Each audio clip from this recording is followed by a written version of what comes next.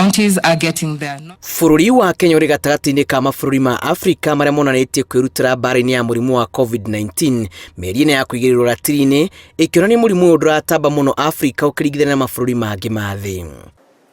The number of people that we have lost, that is about 15% of the cases in the United States and 7%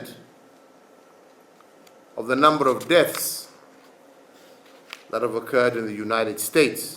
President Bururi Kenyatta augĩte mũtaratara wa mabũrũri maya harĩ kũrũa na COVID-19 wa kũrĩrwo rũhĩ ĩndĩrĩti ihinda rĩa kũregeria mũcibi amu kũrĩ na ũhotekeku wa mũrimũ ũyũ gũtamba makĩria mĩeri-inĩ yũkĩte na makĩria kĩmera-inĩ gĩkĩ kĩa heho. Without doubt there is no room for complacency, because despite our best efforts, the fact of the matter is that the pandemic is likely to get worse in the coming months, and we need to actively prepare for a looming crisis. Kĩgomano-inĩ gĩa kanjũ ya kũrehe thayũ gĩtarũ-inĩ kĩa Afrika kũgerera mũtambo-inĩ wa Skype, atongoria aya nĩ macirĩrĩire ciĩgiĩ ũritũ wa ndwari ĩno oro hamwe na kũmbanĩra mathĩna mangĩ marĩa makoretwo makĩenyenyia gĩtarũ gĩkĩ ta ũthũkangu wa rĩera, ũkĩa, ungumania oro hamwe na haranio cia mĩhaka. Every single life that we lose is unfortunate, but we must also thank God that we have been in a position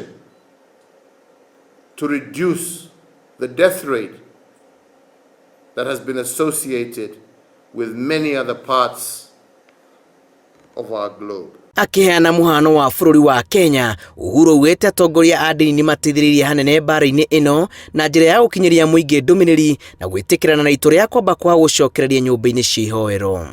I'm working very closely and hand in hand with religious organizations whose influential voices in shaping personal and community responses to COVID-19 is essential.